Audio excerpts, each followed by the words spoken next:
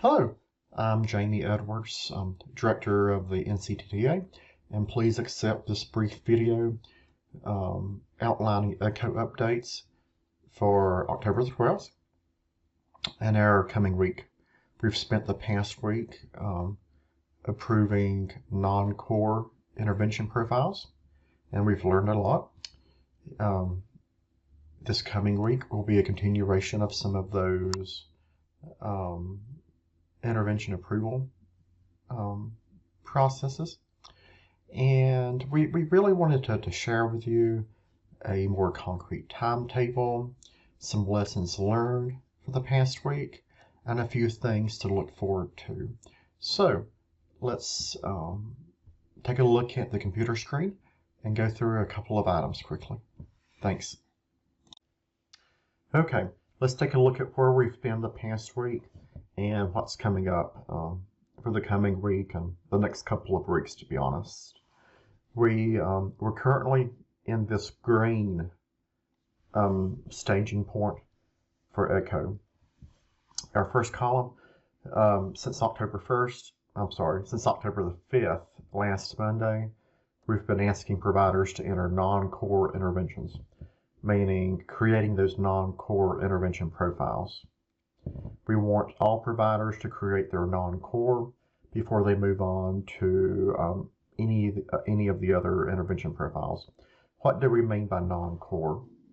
We mean administrative, alternative activities, community-based process, information dissemination, and problem ID and referral. Those are the profiles that we're asking all agencies to create first and go through the approval process with TTA staff. One thing to keep in mind that many of you have noticed is under administrative, instead of having one large administrative category, we actually have 5. There's five administrative intervention profiles within Ecco and listed on the new strategy matrix as well. In gray at the very top of the strategy matrix if you print that out. We are also allowing for data entry in terms of your actual data for non-core intervention profiles. Again, these profiles in green, you can initially enter hours, staff time, staff hours, and your process data into these non-core profiles. So as you can see in green, if you're working on administrative, alternative activities, community-based process, information dissemination, and problem ID and referral, you may begin data entry after we approve the intervention profile. So what happens? We'll talk about this in a few minutes in terms of what happens when you save a profile, submit a profile, have a profile being approved. I have a bullet point that I'll talk with you about that in just a few moments. Stage 2 is really what we're ramping up for. Available as of October the 12th, but we have some conditions related to that. That programs have their needs assessment results, and those results are returned by the state office, by Chief Dickens' office. That non-core strategies are approved in Ecco, meaning that we want your non-core strategies submitted and approved in Ecco, ready for data entry. And that we approve your core intervention profiles. Core, what do I mean by core? Environmental and YPE. So just because it's October 12th doesn't mean that we're ready to enter your data yet. Generally what is happening is once your needs assessment results are returned to you or submitted back to you from Chief Dickens, we schedule an appointment generally to go through some details and questions and really good data indicators and so forth, or items that we need clarification for with Wake Forest, with the state office, and with TTA. After we go through that process, agencies will be allowed to start creating their profiles at that time. So many of you already have those appointments set up. Some of you have not received your needs assessment documentation yet. That process is pending, and you should see some activity very soon. But many of you have, and many of you have also scheduled those appointments as well. So if you have those appointments scheduled for those conversations, just know, hold off for creating YPE or environmental IPs until that time. We're not ready, Ecco's not ready to absorb all that data. Plus, we may have some questions or may need clarification, or you may need clarification based on strategy selections that were approved.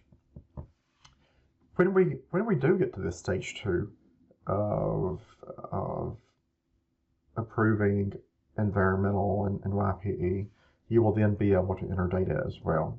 But right now, as you can see, my chart lists pending for all agencies. So all agencies, again, can be working towards this green stage 1 area. Stage 3 will be SINAR. After programs are approved, or after programs submit their non-core, after programs submit their environmental and youth prevention education profiles, and after these profiles are all approved, stage 3 will be setting up your SINAR intervention profiles. So again, you see this staged rollout that we have a goal of implementing this time to better manage the types of data that's coming in Ecco, and to increase the quality of the data as well.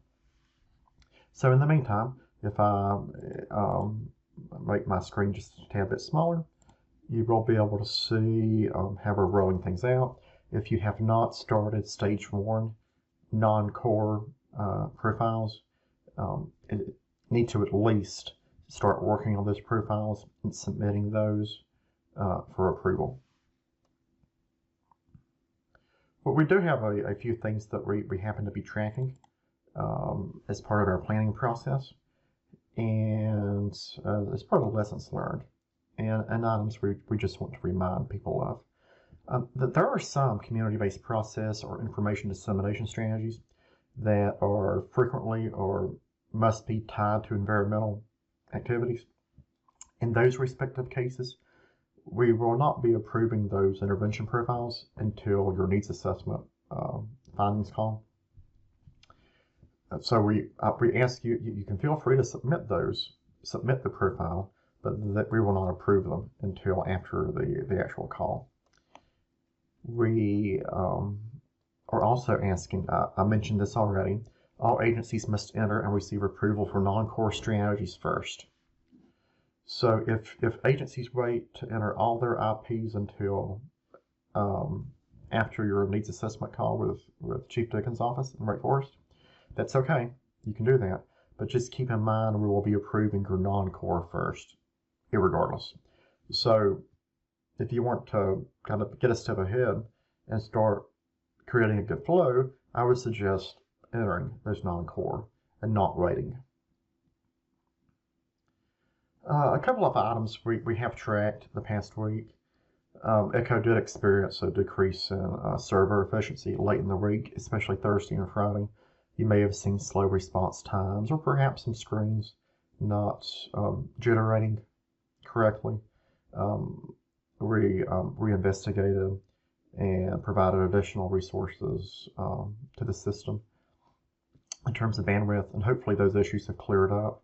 But as with most years, and we can all relate, anytime we share with programs, it's time to enter data in Ecco again. The first couple of days are sometimes a tad bit technically challenging because of new processes, but also because of heavy load use. I already mentioned this before. Programs should not wait to submit non-core interventions. Please begin submission of non-core profiles. That way we can help you get started with approving those profiles. We will not jump in and immediately approve core later. We'll start with non-core in phases and go throughout in a phased, orderly fashion. Please remember, Part A and Part B must be completed in its entirety when it's appropriate. And usually Part A, all those items have to be complete. Please make sure to check the drop-down box for funding. That's the substance abuse block grant, prevention block grant drop-down. Fully fill out the manager's name, email, phone number. That's Jessica Deacon. Emailed out, I believe it was on Thursday, either Wednesday or Thursday, detailed information about accessing that. We make every attempt to approve profiles within 48 business hours. We generally are much, much faster than that, but that is our timetable. If you have a pressing issue or need, please let us know. That's time sensitive. So what happens? A profile is submitted by your agency. It suddenly appears submitted in Ecco on our screen, and we go into Part A and Part B and make sure that everything is complete, that all information sets are complete. If for some reason we say something that's incomplete, or if the IP has been approved, you will receive an email from Amanda Dezarn. Amanda will outline what IPs were approved and which ones were basically resubmitted back to you or returned to you for revision. We could, generally it's a missing piece of information, it's a intervention type not identified, it's funding source not chosen, and so forth. We really want to help programs get off to a really, really strong start in the very beginning. Thus, the stage process and the approval process. So many of the data problems we've had in the system has been because of incomplete information in Part A and Part B, especially with the funding source and Part B in its entirety. You see, please remember that your data sets are created by how we complete Part B. And if Part B is incomplete, your data may not be attached to the appropriate parameters, then we have to go back and fix it. And sometimes, based on the complexity of the system and the amount of use the system is having, it takes a bit of time to try to figure out and troubleshoot what is wrong, simply because of a misplaced question or drop-down box or so forth. We have a draft strategy guidance document that will be published this week, we hope. I'm 95% sure that we will be able to. And you may remember this is the strategy guidance document that was published several years ago that serves as a really good foundation for the audit process, that lists action plans and so forth. So it's really important to, I'll make sure to email that out to everybody as well. And Ecco Manuals is going through its final revisions. We've had some last minute Ecco updates, even as recently as Friday. So we're unable to publish the Ecco Manual because we knew that those updates were coming. So thank you so much for your patience. That being said, in lieu of a manual, please reach out to TDA staff, submit a help desk ticket, a trouble ticket, or so forth, and we'll be more than happy to help you, to talk you through process and so forth. In closing, data quality is a significant focus for 2021. I can't use the word significant strongly enough. What we need to all try to do is be very methodical, take a chance to look at, to review our internal data collection processes that we hold or implement inside of our offices. Take time to enter Ecco data accurately. We see so many errors and so many problems and mistakes within Ecco just out of the natural course of data entry. How many of you have had a significant amount of data that you've entered over a period of time, and you feel time pressures or other things, and we just want to get the data inside the system, and that's totally understandable. We also need to make sure that we have really high quality data in the system too, and we highly recommend, very, very highly recommend, is to enter your data consistently in a regular pattern. We would suggest no more than monthly. Here at the TTA Center, we recommend even more frequently than that, because the longer we wait to enter data, the harder it is sometimes to remember your internal data sources and make connections between reporting requirements and data resources. Sometimes it's harder for staff to make those connections as well. So we really want to encourage all programs to enter their data at least monthly, but we would certainly recommend and strongly recommend more frequently than monthly. It's very important. We will also, beginning November 30th, TTA staff will start conducting some quality assurance checks for all programs. We will be looking at data entered between now and November 30th, and just making sure that we have a really high standard of data integrity, that we don't have missing information sets, that we can create some conversations with programs at large in terms of problems you might be having, or points of confusion, or suggestions for user interface options long term, and so forth. Basically, by the end of the year, we want to help programs have a good sense of where they are with their Ecco data, and feel much more confident at the community level with the information that's being presented. We don't want to wait till the last moment and provide feedback for users. We really want to help providers with their data quality processes internally before the data gets to Ecco and afterwards as well.